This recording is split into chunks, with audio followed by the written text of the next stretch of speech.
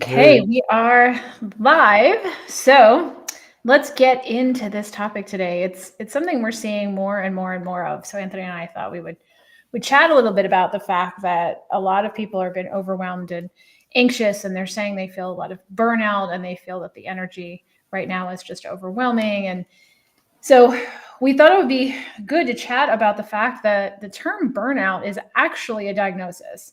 It's actually a term that is used to diagnose very specific things within the system, physically, emotionally, and mentally. So there's a set of codes, which they're diagnostic codes, aren't they called diagnostic codes? yeah, there's an organization that puts out their ICD codes, and I think we referenced this in our book. There's like 60,000 of them, but ICD stands for International Classifications of Disease, something along those lines. And just the thought that there's that many is just beyond words. Bonkers. But the idea that this is a classified diagnosis that the conventional medical community is using to put on forms for insurance companies, for getting insurance to get involved, getting pharmaceutical companies involved. We wanted to get a little bit more clear about the term the term burnout as a diagnosis and what it really entails. So Anthony, I know there's some physiology components to this. I know you're looking at labs and you're reviewing labs with clients, and you're looking for very specific patterns and things that conventional medicine doctors don't look at. But when we're in functional medicine, natural medicine, and healing, we're starting to look at this a little differently. So when you're looking at labs and you're looking at looking for the story behind everything, when you see, I want you to talk about the things that you look at that starts telling you that there is more of a burnout issue going on physiologically, when you see one of our clients. Yeah, well, even back it up when you said you mentioned to me there's a ICD code or there's a diagnostic code for burnout. I'm like, really? So yeah, I looked it up, and there you go. There's a diagnostic code for burnout. So when a doctor diagnoses a patient with burnout, they put this code down, and it gets put in the system, and blah blah blah. But burnout, it's a combination of things, but essentially it begins with just the feelings of being overwhelmed, having a lot of fatigue, emotionally drained due to highly charged events or high levels of stress. And we talk about this often, and it's definitely worth repeating the physiological impacts that stress has on the body, more specifically the immune system. So we'll see people, that get frequent colds, or it just takes them forever to get over a cold. Now, Kirsten and I are human too, so we do get sick, but a couple of days and it's gone. I hear many from our friends and family when people get sick, they're essentially wiped out for like a week or two. So stress, burnout, overwhelm has a big impact on the immune system, because chronic stress will downregulate or lower the immune system, the immune system function. And not only does the immune system help protect you, it's also very heavily involved in the healing process as well. Other things that I look for, or I'll see patterns that will show up in blood work, would be like adrenal dysfunction or adrenal stress, where the adrenal glands, half of their job, or not necessarily half of their job, a part of their job is to produce stress hormones as well as other steroid or sex hormones. And just like with the immune system, when we're undergoing chronic sustained stress, highly charged emotional events, it will put a burden on the adrenal glands, where they're going to start producing much more of the stress hormones, because survival is the most important thing. Our body doesn't differentiate between types of stress, whether it's something that is actually happening in your reality or just thought alone. We can think ourselves into this this chemical cascade of stress hormones just by thought alone. Fatigue, is, I kind of mentioned that before. Fatigue seems to be like one of the first symptoms when I talk to people, or we talk to people. We kind of ask them about, when did you realize that things started to go wrong for you? What was the red light, the red flag for you at first? And it's usually almost always fatigue. And when the stress, the amount of stress we're under is more than outweighs, let's say, our body's ability to create energy, fatigue is the only outcome. Right. So we see a lot of that. We see a lot of digestive issues as well, because that's right. But specifically on the labs, connected. what are you looking for to say, hey, this is more of a burnout issue? Well, I'm mentioning adrenals. You mean the specific markers?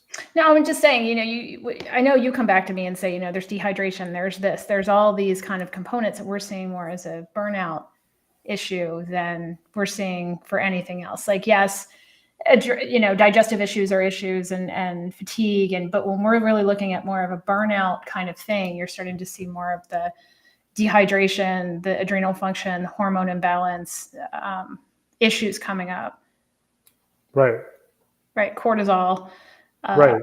Yeah.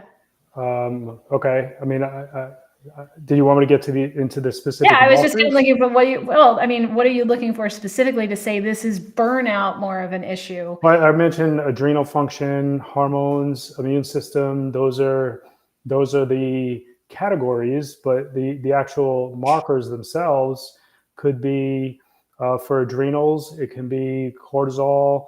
I'll get into all 10. It's cortisol, glucose, BUN, blood urea nitrogen, cholesterol, actually, triglycerides, cortisol.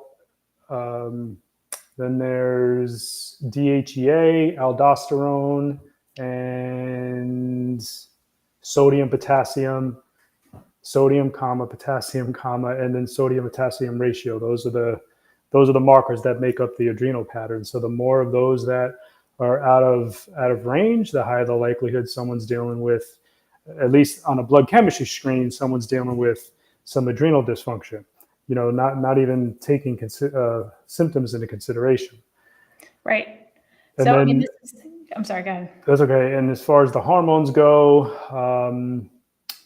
all our sex hormones stem from cholesterol. So cholesterol converts into pregnenolone, DHEA, which I mentioned, testosterone, estrogen. We all have 3 different types of estrogen, progesterone, and cortisol is in there too. So those are the sex hormones that give an indication if someone's dealing with some levels of elevated fatigue, stress, overwhelm, stuff like that. Yep. So we also see thyroid issues obviously get worked into that as well. And so when we have people coming in, I'm feeling anxious, I'm feeling anxiety skyrocket, I'm feeling depressed. That's another one where a lot of people don't realize that depression and anxiety are actually on the same, they're just 2 sides of the same coin. The body goes into overdrive for the anxiety and it goes into shutdown or freeze mode when it goes more into that depressive shutdown, nothing matters, apathy kind of energy as well. So when we see clients coming in and they're saying, I'm feeling more depressed, I'm feeling more stressed, I'm feeling more of these things, we're starting to look at burnout as an issue because it starts having this physiological response on the body and your body's ability to manage balance sugar levels, your body's ability to manage weight, whether it's weight gain or weight loss. We'll see clients who will gain weight and can't figure out all the stuff that used to work to lose weight isn't working anymore, or we'll see them start dramatically losing weight, right? So too thin is not good either. And if the body is swinging on weight gain or weight loss, that's an indicator that there's something else going on. The body is overstressed. So we want to start having you look at this is not just, I'm feeling a little run down, I'm feeling a little stressed. This can have a dramatic impact on how your body is functioning, how your body is absorbing nutrition, absorbing the nutrients of the foods that you are eating. So if you are eating top-notch, organic, mostly plants, if you're eating animal proteins, you're eating the grass-finished options, and you're eating not a ton of it, your body isn't doing what you want it to do. A lot of times it's because it's not even absorbing the nutrients in the foods that you're eating. So bowel movements and everything start to become part of this process. We start to see a lot of constipation or diarrhea when we're seeing burnout with a lot of our clients. So we want you to start taking this a little bit more seriously, that burnout isn't just a throwaway comment, oh, I'm feeling burned out. It's a legitimate diagnosis that we're starting to see an uptick in it in the last several years. In the last 6 months, we've seen this huge uptick in people coming in with more burnout symptoms, and it's reflecting on their labs, it's reflecting in their symptoms, it's reflecting in their day-to-day life. So if you're dealing with foggy brain, if you're dealing with stress, if you're dealing with mood swings, where everything is just so frustrating and so annoying, especially for those of you who are moving more into a perimenopausal state or an andropause state, where you're going into more of a menopausal shift in your sex hormone production and balance. So male or female, after you hit about 35, there's a lot of changes that start to occur that we don't even really take into consideration until after the fact. Most people are never diagnosed with perimenopause or perioandropause until they've hit the beyond it point, where they're already through it, or they're almost all the way through it. The doctors look back and say, oh, you were in perimenopause all that time. So we want to start looking at this, and this is why we see more and more people in an upswing for people over 35, especially people over 40, who are really struggling with this issue of burnout as a real problem, not just, oh, this week was too stressful for me. This is more of a chronic stage of fight or flight, of an issue with the body, where the body is starting to panic and spin out. So we want you to start kind of looking at this as an issue, and that it's going to take some work to stop the progression of the burnout, and then start reversing the damage that was being done the entire time.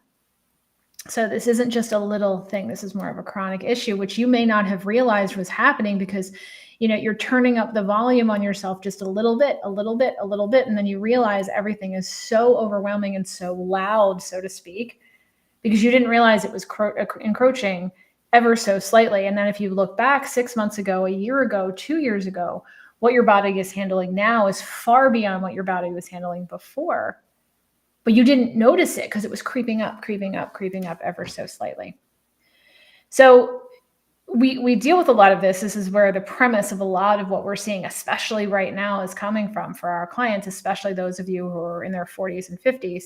So we really want to have this conversation at a deeper level. So if you feel that you're struggling with this is starting to make sense to you, if you're starting to look at this and say, oh my gosh, I actually might be all in or very close to all in on the burnout stage, physiologically as well as emotionally, we want to have a chat with you to see what we can do to help you get beyond this and get not only kicking into reversing out of this burnout, but healing from it and really kicking in and activating the resilient factor within your body that's natural.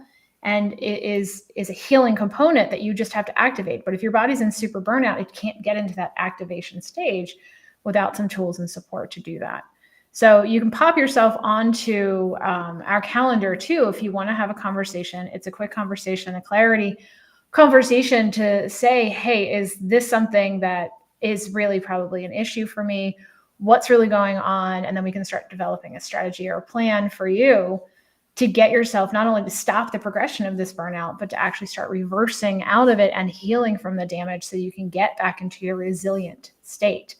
And you can go to nourish123.com/heal to do that. Anthony, anything else on that you want them to start looking at or seeing?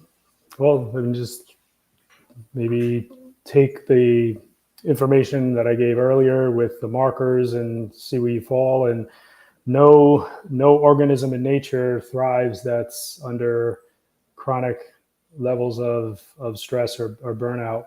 Yeah, and you may not realize you've been in chronic stages because it's been creeping up so little by little. Like it's just frog been in there. the water. Yeah, frog in the water. So All right. Well, you guys have a good rest of your Monday, and we will